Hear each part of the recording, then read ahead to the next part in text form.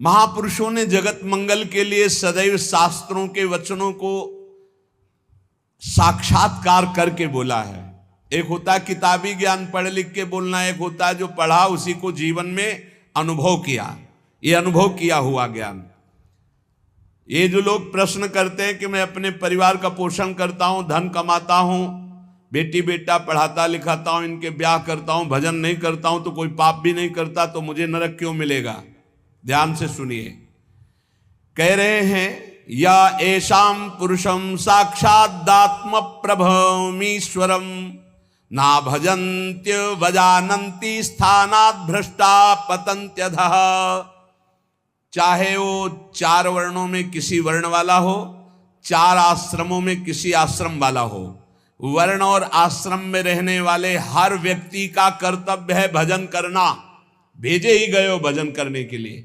ये मानव देह भोगों के लिए नहीं, यथावत धर्म पूर्वक भोग को भोगते हुए भजन करते हुए भगवत प्राप्ति करने के लिए। इस तन का एक ही फल है भजन। नर्तन कर फल विषय न भाई, भजी राम सब काम बिहाई। जो मनुष्य मानव देह प्राप्त करके भजन नहीं करता, उसको इस बात का दंड मिलता है। वो अपने वर्ण आश्रम से भ्रष्ट होकर नीच योनियों में जाता है और बहुत कष्ट पाता है। क्यों? क्योंकि एक ही ये योनि है जिससे हम निकल पाएंगे 84 लाख योनियों में। भगवान ने कृपा करके दिया है। खास करके विवेकवान पशुवत मनुष्य जीवन व्यतीत करने वाले तो बहुत हैं विश्व में, जिनको कोई भगवान से मतलब नहीं। थोड़ा कुछ धार्मिक हुए तो नरक स्वर्ग तक की बात है। जीवन मुक्ति या भगवत साक्षात्कार ये तो बातें ही नहीं मिलेंगी। अगर कहीं मिलेंगी तो किसी भारत के ब्रह्म ऋषि का बीज बोया हुआ है तभी मिलेंगी, ये अन्यत्र नहीं है। जीवन मुक्त होना, तत्वबोध और भगवत प्रेम, भगवत साक्षात्कार, ये केवल भारत की भूमि के ब्रह्म ऋषियों ने अनुभव किया।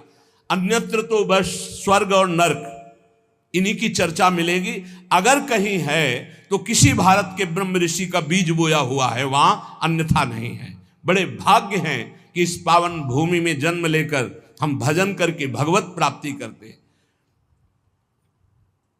लोगों की मान्यता है हमारी कामना भगवान तो पूर्ण नहीं करते। कहां भगवान, कैसा भगवान, कौन भगवान?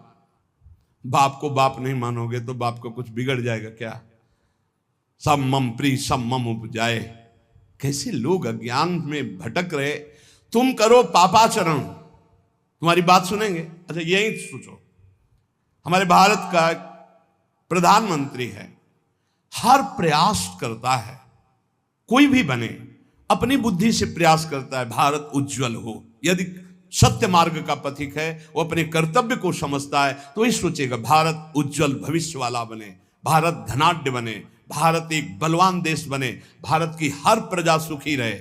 इसके बाद उसी का बनाया हुआ कानून है। अगर इसके विपरीत ऐसा करता है कोई तो उसको इतनी सजा, उसको ये दंड, उसको ये दंड। ऐसे ही भगवान का विधान है। यदि आप धर्म मार्ग में चलोगे तो उज्जवल भविष्य वाले, आप अध्यात्म बल से बलवान, आप परमानंद की प्राप्ति करने वाले। आप विपरीत मार्ग में धर्म विरुद्ध चलोगे तो आपको रोग, शोक, दंड, चिंता, भय, शोक, नरक, मृत्यु ये सब प्राप्त होंगे। भगवान ने निर्णय कर दिया।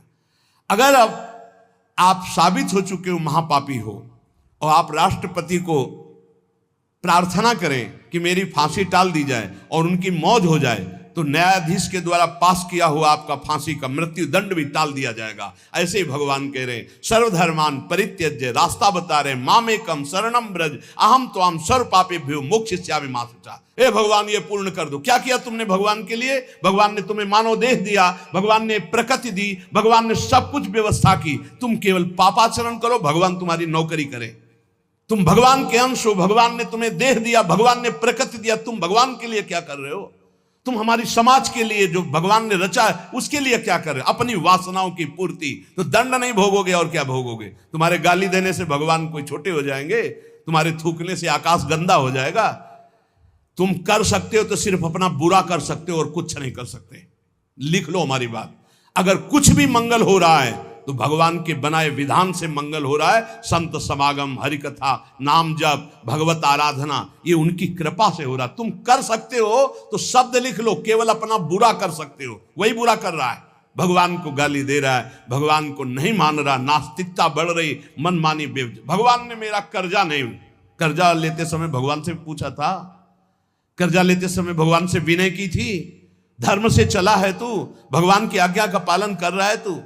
अरे भगवान तो सबके पिता हैं, परम उदार हैं, गाली देने वाले को भी प्रकृति से नहीं रोकते कि इसको श्वास मत लेने देना, ये मुझे गाली देता है, नहीं, अच्छी ऑक्सीजन देते हैं, पानी देते हैं, भोजन देते हैं, उसके लिए पृथ्वी फट नहीं जाती है, उसको भी पृथ्वी अपनी गोद में रखती है, जो भगवान को गाली दे। कैसे नीच बुद्धि वाले अपना काम बनाने के लिए आए हो और अपना काम बिगाड़ रहे हो, जिनसे काम बनना है उन्हीं में नास्तिकता कर रहे हो। कौन है आधार यहां इस जगत का? वही सर्वाधार परमात्मा। तुम अंधे हो, दिखाई नहीं दे रहा? ये सूर्य किसके बल से तेजवान है, ये वायु किसके बल से चलती है, किसके बल से पृथ्वी, आप देखो किसके आदेश से हो रहा है। एक जरा सा झटका आता है, प्रांत का प्रांत चकनाचूर हो जाते हैं। वो सामर्थ्यशाली भगवान है, तुम्हारे कुछ कहने से होगा, चींटी की तरह पिस जाओगे। उसकी शक्तियां अनंत हैं होश में। अगर जीवन को मंगलमय सार्थक बनाना है तो एकमात्र भगवान की शरण है, और अगर कुछ भी और करोगे तो अपने को बर्बाद करोगे, सिर्फ बर्बाद करोगे, सिर्फ विनाश करोगे अपना, और कुछ मंगल नहीं कर सकते। भगवान का आश्रय ले लो, वो बहुत करुणामय है। ये जो पुरुष चारों वर्ण या चारों आश्रम में है, यदि भजन नहीं करते तो इस बात का दंड मिलेगा कि मानव देह तुम्हें मिला है भगवत प्राप्ति के लिए। देखो, बोले भला पिता अपना बालक का अहित चाहता है? हां, चाहता है। एक पिता के पुत्र ने किसी नाबालिग का बलात्कार करके उसको मार डाला। उससे वो समाचार वाला पूछता है कि आप अपने ऐसे पुत्र के लिए क्या बोलेंगे? तो बोले, यही बोलूंगा कि जल्दी से गिरफ्तार किया जाए और उसको फांसी की सजा दी जाए। मेरे बालक ने ऐसा अपवित्र कार्य किया, मैं कभी देखना नहीं चाहूंगा कि वो मेरे सामने आवे, उसको जल्दी से जल्दी पकड़ा जाए। और ये जब एक साधारण पिता ऐसा बोल सकता है, तो असाधारण पिता जो धर्म के विरुद्ध चलेगा, तिनकर काल रूप में भ्राता, वो भगवान साक्षात धर्म स्वरूप है। कोई धर्मात्मा पिता नहीं चाहेगा कि उसका पिता अपवित्र कार्य करे और उसे गले से लगाए। फिर भी मेरे भगवान कह रहे हैं, अहम तो हम सर्व पापेभ्यो मोक्षयिष्यामि मा शुचा अपि चेत सुदुराचारो भजते माम अनन्य भाग। महादुराचारी भी हो तो आ जाए कह के कि प्रभु मैं आपका हूं, आपके सिवा कोई मुझे नहीं बचा सकता, तो मैं तुम्हें साधुरेव सम्मंतव्य सम्यक व्यवसिता हिसा, मैं तुम्हें साधु बनाऊं। फिर भी भगवान को कैसे शब्दों से बोलते, कोई भगवान नहीं, मन मानी आचरण करो, पता चल जाएगा भगवान है कि नहीं, अंतिम समय तक तो पता चल जाए। एक डॉक्टर बोले थे हमसे, जब गंगा किनारे भ्रमण करते थे, बहुत अमेरिका से पढ़ के आए थे, मार विज्ञान छांटते चले जाए, कौन भगवान, कैसा भगवान, क्या। अब गंगा किनारे तो एक अलग रहनी थी, उदासीन, ना बोलना किसी से। तो उनसे कहा, नहीं ऐसा अपमान मत करो, भगवान अब कैसे हम तुम्हें छाती चीर के दिखावें कि हैं, हम ऐसे जी रहे हैं, ये साधु महात्मा ऐसे जी रहे हैं, केवल हवा में जी रहे हैं, नर्क स्वर्ग की चाह नहीं। लेकिन छाती से कहता हूं, हृदय से कहता हूं, त्रुटि हमारी, करुणा उनकी। अगर कहीं भी हमें कुछ भी असंतोष हुआ है तो मेरे आचरण का, मेरे विचार का, मेरी क्रियाओं का हुआ है, और उनकी कृपा का वार पार नहीं। अपार करुणा वरुणालय। और मिलना, तुम बहुत दूर हो हमसे, तुम दूर हो, लेकिन मेरे प्रिया प्रीतम मेरे से दूर नहीं। अब वो कोई ऐसी दूरबीन नहीं कि मैं तुम्हें दिखा सकूं कि देखो। ये हम कोई प्रमाण तुमसे नमस्कार नहीं चाहने के लिए कह रहे, ये इसलिए कह रहे कि प्रभु कितना प्यार करते, तुम्हें कैसे बताऊं। हजारों प्राण हो तो न्यौछावर कर दे, ऐसा प्यार करते हो। ऐसे नहीं को स्वप्न में आके प्यार करते हो, भाव में आके प्यार करते हैं। जैसी भावना करोगे वैसे ही तुम्हें अनुभव कराएंगे। वो हैं, प्रत्येक कण में है, प्रत्येक क्षण में वो मेरे साथ है। ऐसा बिल्कुल माइक से कह रहा हो, आचार्य बल से, गुरु बल से, कि विश्वास करो, वो केवल ध्यान का विषय नहीं है, वो केवल भजन का विषय नहीं है। वो मित्र की तरह मिलते हैं, वो संभाषण करते हैं, वो साथ खेलते हैं। पर ये बात वही देख सकता है जो उन तक पहुंच चुका है, जो उनके चिंतन में तन्मय है। अन्यथा ये मायाकृत नेत्रों से बात नहीं देखी जा सकती। इसलिए उसका पतन निश्चित है जो मनुष्य शरीर पाकर के भजन नहीं करता है। भगवान ने केवल भजन के लिए दिया है।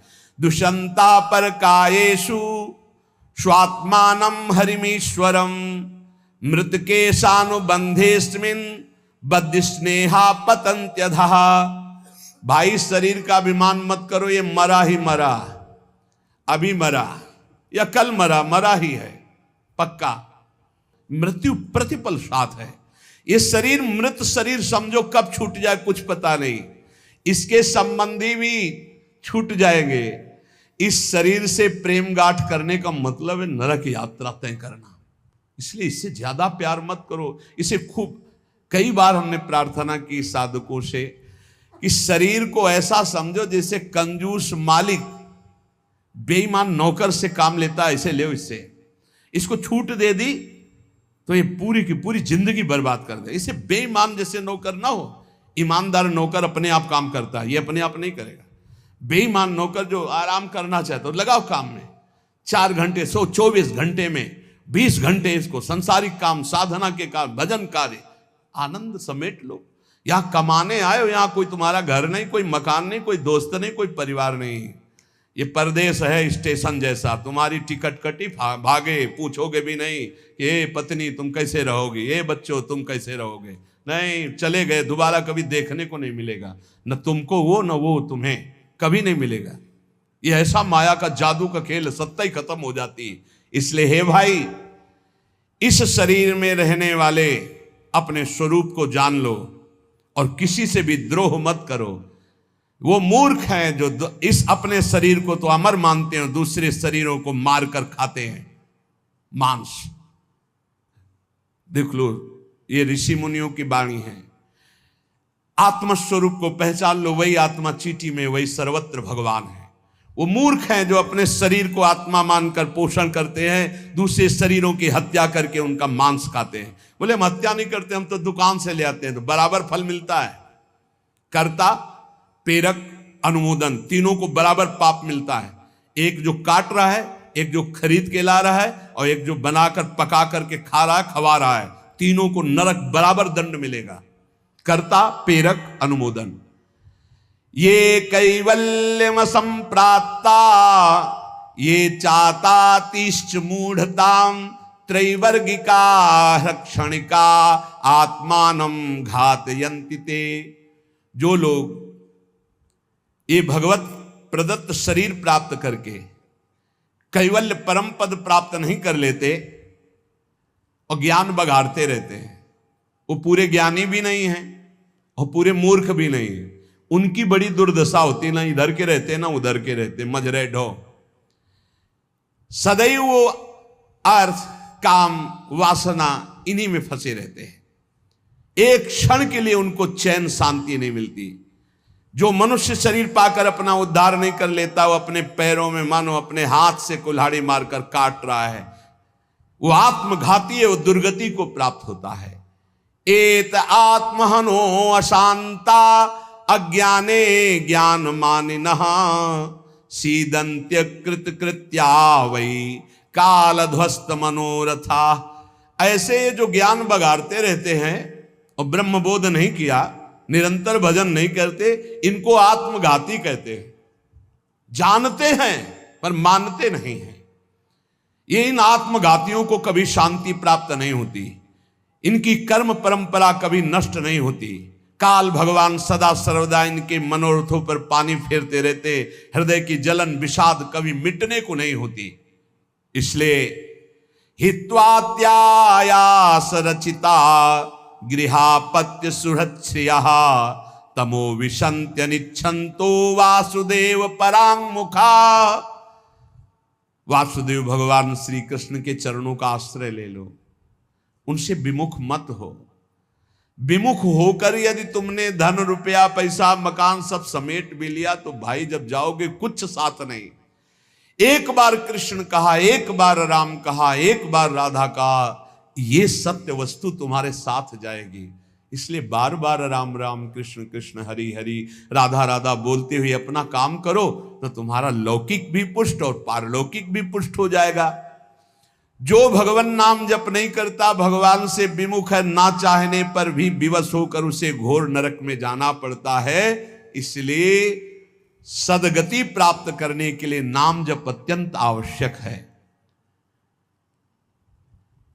ये कलिकाल की बड़ी महिमा वर्णन की भगवान व्यास जी ने।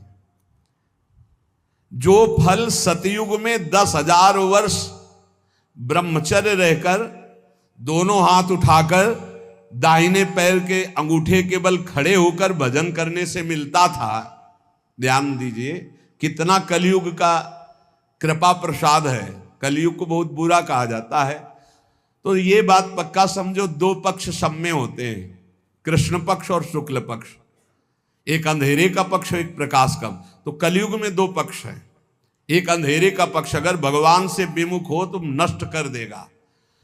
यहां कह रहे हैं भगवान महर्षि वेद व्यास देव जी, यत्कृते 10,000 त्रेतायाम हायनेन तत् द्वापरे तश्च मासेन हरहोरात्रेण तत्कलौ तपसौ ब्रह्मचर्यस्य जपादेश्च फलम द्विजा प्राप्नोति पुरुषस्तेन कलिसाध्यति भासितम। सतयुग में 10,000 वर्ष ब्रह्मचर्य से रहकर दाहिने पैर के बल अंगूठे के खड़े होकर दोनों हाथ उठाकर मंत्र जपने से जो फल मिलता था, वह त्रेता में 1 वर्ष ऐसी साधना, द्वापर में 1 मास 1 महीने, और कलयुग में 24 घंटे नाम कीर्तन करने से वो फल प्राप्त हो जाता है। सतयुग में 10,000 वर्ष तक, सोचो कितना बड़ा। कलयुग जैसा कलयुग समयुग आन नहीं, जो मन कर विश्वास, जो नर कर विश्वास, बहुत बड़ा लाभ कलयुग। 24 घंटे नाम कीर्तन से वो फल मिलेगा, जो बड़ी बड़ी तपस्याओं से, बड़े बड़ी साधनाओं से। बोले सतयुग बहुत श्रेष्ठ है, द्वापर त्रेता बहुत श्रेष्ठ है, हमें लगता कलयुग बहुत श्रेष्ठ है। धन्य है कलयुग जो 24 घंटे नाम कीर्तन से वो हजारों वर्ष की तपस्या का फल प्राप्त करा दे। भगवान व्यासदेव जी कहते हैं मैं कलयुग की पूजा करता हूं, मैं उसे सर्वश्रेष्ठ कहा कि सतयुग में ध्यान, त्रेता में यज्ञ, द्वापर में देवार्चन, ध्यायन कृते यजन यज्ञ त्रेतायाम द्वापरेर्चयन यदाप्नोति तदाप्नोति कलौ संकीर्त केशवम। जो सतयुग में ध्यान से, त्रेता में यज्ञ से, द्वापर में पूजा करने से मिलता था, कलयुग में केवल नाम कीर्तन से फल मिल जाता है। इसीलिए नाम संकीर्तनम यस्य सर्व पाप प्रणाशनम। कलयुग में सबसे बड़ी साधना नाम जप करो, नाम कीर्तन करो, लीला चरित्र गाओ, लीला चरित्र सुनो। जो इस कलयुग में अपना कल्याण नहीं कर पाया तो फिर और युग में कल्याण करना बड़ा कठिन। अंगूठे के बल खड़े होके देखो, कई मिनट खड़े रहोगे। ऐसे उपमन्यु आज बड़े बड़े महात्माओं के चरित्र आते हैं, 1,000 वर्ष, 10,000 वर्ष ऐसे। अरे यही सौभरी ऋषि यमुना में डुबकी लगा के भजन करके देखो, कई मिनट करोगे। जल को स्तंभित कर दिया, समाधिस्थ। ऐसे ऐसे महात्मा, अपने लोग महात्मा कहते हैं अपने को। डुबकी लगा के 2 मिनट नहीं रुक सकते नीचे, वो समाधिस्थ हैं। मछली को देख के 50 ब्याह करते हो, तुम मोबाइल में देख के क्या करोगे, तुम्हारे हो क्या होगा। इसीलिए बहुत होश में। कलयुग में बहुत महानता है भगवत प्राप्ति की, बहुत सुविधा है भगवत प्राप्ति की, होश में हो जाओ तो। पर ये होश रहने नहीं देता। ये किसके होश उड़ाता है, इसका प्रवेश कहाँ है, बता चुके कई बार। मदिरा पान करने वाला, मांस खाने वाला, पराई स्त्री से व्यभिचार करने वाला, और स्वर्ण चोरी करने वाला, जुआ खेलने वाला, छल झूठ कपट रजोगुण, ये सब इसके स्थान है। नाम जप करो, पवित्र भगवत प्रसाद पाओ। कहाँ कलयुग है, आनंद ही आनंद। बोलो यहाँ कितनी देर कलयुग लगा तुम्हारे ऊपर, आनंद ही आनंद है। कलयुग समजुग आन नहीं, जो नर कर विश्वास, गाय राम गुण गण विमल भवबिन तरह प्रयास। कितना बड़े कलयुग केवल नाम आधारा, कोई बात और हो ना हो, राधा राधा राधा पार हो गए। सुखस्यांतरम दुखम दुखस्यांतरम सुखम पर्यायेणोपसर्पन्ते नरम नेमि मरा इव। भाई जैसे रात के बाद दिन आता है, दिन के बाद रात आती है, ऐसे तुम सुख में हो तो दुख आने वाला है, तैयार हो जाओ। और दुख में हो तो सुख आने वाला है। सुखम शांतरम दुखम, दुख शांतरम सुखम, भगवान व्यासदेव जी कह रहे हैं। ये पक्का तुम्हारे पूरे जीवन क्रम लगा रहेगा, क्योंकि तुम्हारा प्रारब्ध रच चुका है। सुख के बाद दुख, दुख के बाद सुख, ऐसा चलेगा। ये चक्र की तरह चलता रहता है। इसलिए तुम सुख में भूलो नहीं और दुख में प्रभु को भूलो नहीं। नाम जप निरंतर करो तो सुख दुख से परे हो जाओगे।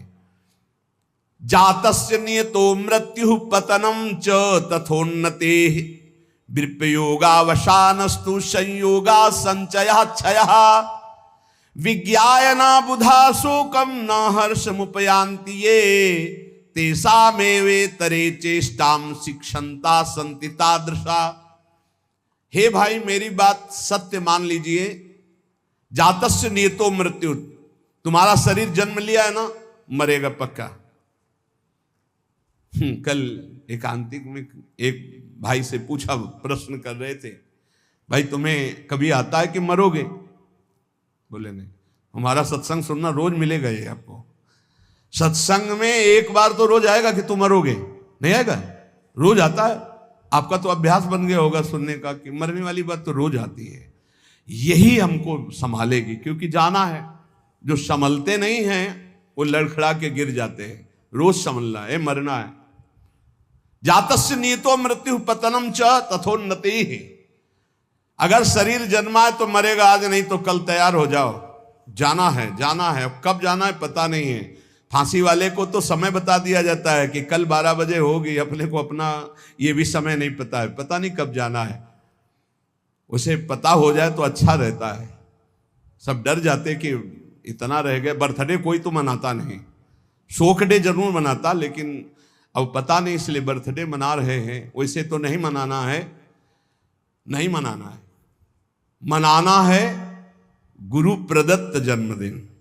जिस दिन से दीक्षा हुई वही दिन हमारा सार्थक है। और यदि मनाना है तो नाम कीर्तन करके मनाना है।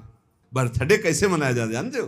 प्रिया प्रीतम को विराजमान करो, श्रृंगार करो, ब्याहुला करो और रात भर कीर्तन करो और खूब सबको पकवान पवाओ और जय जयकार लगाओ। हम कह रहे रोज बर्थडे मनाओ, बहुत बढ़िया है भैया। इस तरह का बर्थडे, इस तरह का बर्थडे।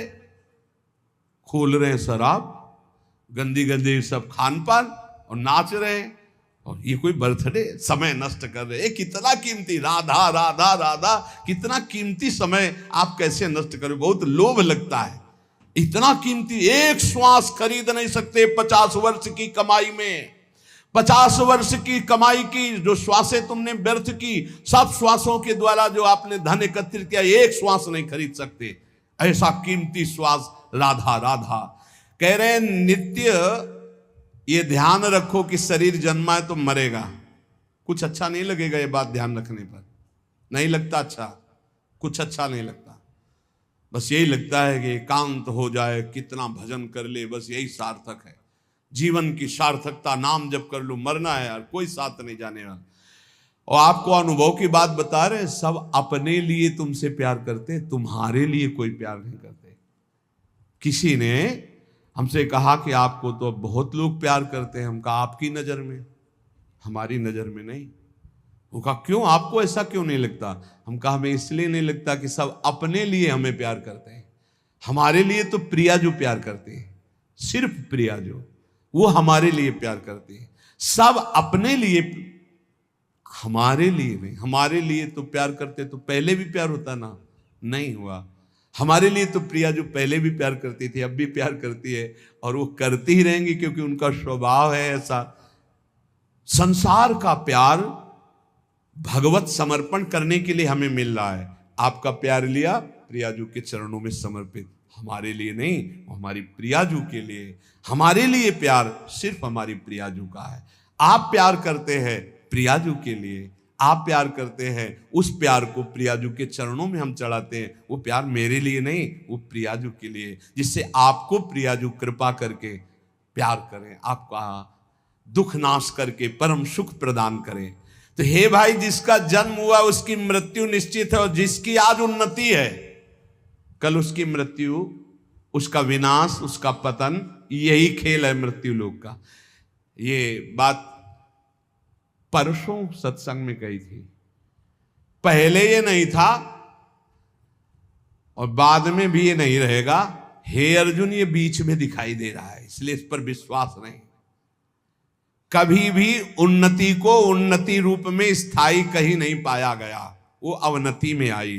कभी भी अवनति सदैव अवनति नहीं बनी रहती, वो उन्नति को प्राप्त होती। ये चक्र चल रहा है, इसलिए अभिमान मत करो, फूलो मत, निरंतर भजन परायण रहो। मोहाद अधर्म या कृत्वा पुनः समनुतप्यते मना समाधि संयुक्तो नशा सेवते दुष्कृतम। ये जो मोहवश अपने शरीर को अविनाशी मान करके पापाचरण करते हैं, ये सच्चे हृदय से प्रायश्चित कर ले, नहीं तो नष्ट हो जाएंगे। हर पाप बम की तरह जमा हो रहा है तुम्हारा, जब फूटेगा ना बिल्कुल नष्ट कर देगा, किसी काम का नहीं रखेगा। जो जो तुम जान रहे हो कि पाप हो रहे हैं, इनका फटाफट प्रायश्चित कर लो। पाठ के द्वारा, भजन के द्वारा, संत महापुरुषों की सलाह के द्वारा उनको नष्ट कर दो। नहीं, वो जब वृक्ष रूप हो जाएंगे तब फिर तुम नष्ट नहीं कर पाओगे। एकाग्रता पूर्वक देखो तुमसे कौन कौन पाप हो रहे हैं, वर्तमान में कौन कौन पाप हुए हैं, उन पापों का क्या प्रायश्चित है, उनका प्रायश्चित कर लो। यथा यथा मनस्तस्य दुष्कृतम कर्म गर्हते तथा तथा शरीरम तु तेना धर्मेण मुच्यते। जैसे जैसे आप जलोगे अंदर से, अरे कैसे पाप हो गया, कैसे हटे, हे भगवान मैं बहुत परेशान हूं, ये नीच मन मुझे बहुत जला रहा, रो लिया, पाप नष्ट हो गया। ड्रामा नहीं, असलियत में जैसे जैसे तुम उस पाप कर्म की निंदा करोगे, अंदर से धिक्कार है, धिक्कार है, कैसे हो गया मेरे से, प्रभु कैसे हो गया, नाथ मुझे बचाओ, ये अंदर जलोगे तो कह रहे हैं वो पाप कर्म नष्ट होना प्रारंभ हो गया। त्यों तुम्हारा शरीर निर्मल होना शुरू हो जाएगा। और यदि प्रायश्चित नहीं किया तो शरीर दंड मिलेगा। इसीलिए जैसे कोई तुम्हारी निंदा कर रहा है, कोई तुम्हारा अपमान कर रहा है, तुम्हारा मन जल रहा, सह लो, तुम्हारे पाप नष्ट कर रहा है वो। बड़ी कृपा है उसकी हमारे ऊपर कि बिना शारीरिक दंड के वो मन को जला करके हमारे पापों को भस्म कर देता है। यदि आपने प्रायश्चित नहीं किया, आपने पाठ जप तप के द्वारा पाप को नष्ट नहीं किया, तो वो दंड देगा। एक और उपाय बता रहे हैं, यदि विप्राह कथयते विप्राणाम धर्मवादिनाम ततो अधर्म कृतान क्षिप्रम अपराधात प्रमुच्यते। यदि ब्रह्म ऋषि कोई महात्मा, एक तो सुनेंगे ही नहीं, और यदि वो आपकी बातें सुन लें कि आप उनसे कह दें कि मैंने ये पाप किया है, अब इसका क्या प्रायश्चित है, यदि वो कह दे जाओ ऐसा कर लो, तो उसी कृत्य से आपका सारा पाप नष्ट हो जाएगा। अगर वो ये कहते हैं अरे कुछ नहीं करना, सब ठीक हो जाएगा, जाओ, बिना कुछ किए सारे पाप नष्ट हो जाएंगे। इतनी महिमा गुरुदेव की, ब्रह्म ऋषियों की। यदि विप्राह कथयते विप्राणाम धर्मवादिनाम ततो अधर्म कृतात विप्र अपराधात प्रमुच्यते। वो अपराध रहित हो जाएगा। अगर वो कहते जाओ जाओ अच्छा कुछ नहीं, सब ठीक हो जाएगा, बिल्कुल उसका कोई प्रायश्चित नहीं करना पड़ेगा और कोई कर्म वो दंड नहीं देगा, पर दोबारा नहीं होना चाहिए। एक ध्यान रखिए, क्षमा उसी का होता है जो पुनः नहीं करता। अगर पुनः करता है तो फिर वो मिल जाता है। प्राण यात्रा निमित्तम च व्यंगरे भुक्तवज्जने काले प्रशस्त वर्णानाम भिक्षार्थी पर्यटेत गृहान। विरक्त उपासक को चाहिए कि अपने जीवन यापन के लिए केवल उतनी ही भिक्षा ग्रहण करे जिससे पेट पोषण हो जाए, बस। ये आप लोगों के लिए बहुत बढ़िया है। देखो, किसी से मांगना नहीं, कोई संग्रह नहीं, कोई परिग्रह नहीं, रोज का रोज जो श्री जी का प्रसाद खाओ, रात दिन भजन करो। काहे प्रपंच में फंसते हो? ये रुपया, ये मोबाइल, ये संसारी लोगों से मिलना जुलना, ये गुरु कृपा से ही बचा जा सकता है, अन्यथा भारी प्रपंच है। रुपये में एक भारी दोष है,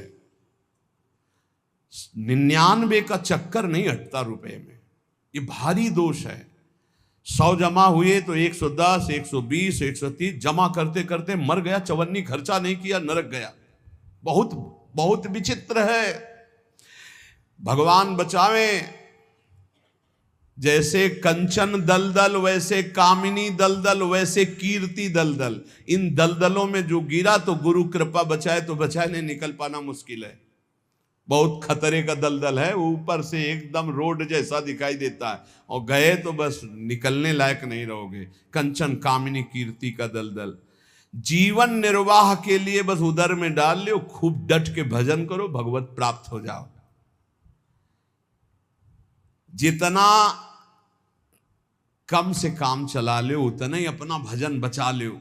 एक बार गिरिराज जी में जब पूज्य पंडित गया प्रसाद जी की समाधि, तो गुरुदेव भगवान ने कहा, इनका प्रकाश जानते हो क्यों हुआ? 45 वर्ष की अवस्था में गिरिराज जी महाराज के समीप विरक्त होके रहे, पर जिस दिन से विरक्त हुए उस दिन से कभी पैसा नहीं छुआ बाबा ने, कभी बाबा ने स्त्री स्पर्श नहीं किया, कभी बाबा ने प्रणाम नमस्कार स्वीकार नहीं किया। कंचन कामिनी कीर्ति तीनों पर विजय प्राप्त की हुए होने के कारण बहुत जल्द 45 वर्ष गृहस्थी में रहे, बहुत जल्दी इतना प्रकाश हुआ वैराग्य का। भाई जी जब पधारे थे तो बाबा को ऐसे दिव्य देह में दिखाई दे रहा था, भाई जी जा रहे, पंडित गया प्रसाद जी महाराज, एक काहे को अपना भजन बिगाड़ो, गुरु कृपा से भरण पोषण हो रहा, चकाचक खूब भजन एकत्रित करो। जितने से उदर पोषण हो जाए उतने ही भोजन पर अधिकार रखो, खूब भजन करो। भिक्षान्न है ये, आकाश वृत्ति से यहां आता है, वैसे भी भिक्षा तेहरा से मांग के रोटी लाई जाती। खूब भजन करो भाई यार, डट के। भजन ही जीवन का सार है। भिक्षा मिले तो हर्ष और ना मिले तो शोक ना करे। यहां ना मिलने का तो सवाल ही नहीं रह गया, वो तो अपने लोगों के जीवन में था। गंगा किनारे कई दिन जब गंगा जल से केवल उदर पोषण हुआ, और जैसे कोई बारी लगाने वाले ऐसे टिफिन खोल रहे हैं और अपना पार हैं, तो ऐसे दृष्टि जाती तो मन कहता बड़े भाग्य हैं उसके, ऐसा जीवन रहा है। बोले किसी के भी प्रति ना आदर सत्कार मिलने पर प्रियता और ना अपमान घृणा होने पर नफरत। मान लो कोई हमारा अपमान कर रहा है, घृणा कर रहा है, तो हमारे अंदर नफरत ना आवे उसके लिए। कोई बड़ा आदर सत्कार कर रहा है तो कोई प्रियता ना आवे। ऐसे भगवत मार्ग में रोज का रोज ये अमृत में वचन सुन रहे हो, ये बहुत अमृत प्राप्ति कराने वाले हैं। यदा यदा ही पाखंड वृत्ति रत्रोपलक्ष्यते तदा तदा कलेर बुद्धि रनुमेया विचक्षणे। अब कलयुग का दोष कह रहे हैं, यदि पाखंड थोड़ा भी स्वीकार किया तो कलयुग तुम्हारी बुद्धि में सवार होकर नष्ट कर देगा। यदा यदा ही पाखंड वृत्ति रत्रोपलक्ष्यते, दिखाई भी दिया जरा सा पाखंड तो कलयुग सवार हो जाएगा। पाखंड जो है नहीं वो नाटक करना नहीं, बिल्कुल नहीं होना चाहिए। नाटक बिल्कुल नहीं होना चाहिए। नाटकबाजी तो भक्ति में होना ही चाहिए। बहुत बड़ा ये दंभ पाखंड रोग है, भक्ति को पूरा का पूरा रुग्ण कर देता है। दिखावटी नहीं होना चाहिए कुछ। प्रभु सब कुछ जानते हैं यार, किसको दिखाना है, क्या दिखा। अच्छा सामने वाला दे भी देगा तो क्या, प्रणाम नमस्कार रुपया पैसा, इसके लिए भक्ति ही कर रहे हो तो हरि लक्ष्मी पति, दूसरे से क्या चाहिए। अगर जरा भी पाखंड हुआ तो कलयुग तुम्हारी बुद्धि को ग्रसित करके अनुमान भी नहीं लगा सकते कि कितना भ्रष्ट कर देगा। यदा यदा सताम हानिर्वेद मार्गानुसारिणाम तदा तदा कलेर वृद्धि रनुमेया विचक्षणई। जब जब तुम वैदिक मार्ग का उल्लंघन करोगे, साधु पुरुषों की आज्ञा का उल्लंघन करोगे, तभी तुम्हारी हानि करने वाला कलयुग तुम्हारी बुद्धि पर सवार होकर तुम अनुमान भी नहीं कर सकते कि तुम्हें कैसा भ्रष्ट कर देगा। प्रारंभाश्चा वशीदंती यदा धर्म कृताम नृणाम तदानुमेयम प्रधान्यम कलेर विप्रा विचक्षणैर। जब कोई धर्मात्मा अधर्माचरण की तरफ जाने लगता है, सोई कलयुग उसके ऊपर अपना प्रभाव डाल देता है। जब कोई विद्वान कलयुग से ग्रसित हो जाता है तो उसके आचरण उल्टे होने लगते हैं। इसलिए पाखंड, शास्त्र विरुद्ध आचरण, संत गुरुदेव की आज्ञा का उल्लंघन, धर्म के विरुद्ध आचरण करने वाले पर ही कलयुग का प्रभाव होता है, अन्यथा नहीं होता। कलयुग के प्रभाव से बचते हुए निरंतर नाम जप करते हुए इस जन्म में हम भगवत प्राप्ति कर ले। कुछ कमियां सब में होती हैं, वो भगवत साक्षात्कार में ही पूर्ण होती है। जहां भगवत साक्षात्कार हुआ उन कमियों का नाश हो जाता है। इसलिए उपासक को हर कदम जिन जिन कमियों को जानता जाए उनको छोड़ते हुए आगे तन्मयता पूर्वक बढ़े। हमारे दो पक्ष हैं, एक है हम और हमारे गुरुदेव, और एक है हमारी इंद्रियां और मन, माया। ये हमको गिराने की चेष्टा करती है, और गुरुदेव हमको जो उपदेश करते हैं वो इन पर विजय प्राप्त कराने। कभी कभी इनका पक्ष जोर हो जाता है और हम हार जाते हैं, तो हमें निराश नहीं होना। हमें ठीक जैसी आज्ञा वैसे ही चले तो फिर हम बलवान होकर जीत जाएंगे। और इस जन्म में मुझे भगवत प्राप्ति करना ही, किसी भी तरह रुकना तो है नहीं। हम चाहे जितना कीचड़ में सन जाए, हमें रुकना नहीं, हमें चलना ही चलना है। क्योंकि ये शरीर छूटा तो अब और किसी शरीर में भगवत भजन बने ऐसी कोई संभावना नहीं। बड़ा डर लगता है। अब इस शरीर से भजन करके भगवत प्राप्ति करना ही है। इसलिए सबसे प्रार्थना है, भजन का तात्पर्य है नाम जप, राधा राधा राधा। कोई पैसा नहीं लगता, कोई मेहनत नहीं, धीरे धीरे जबान हिलाओ, राधा राधा राधा, अपना कार्य करते रहो। इसी से भगवत प्राप्ति हो जाएगी।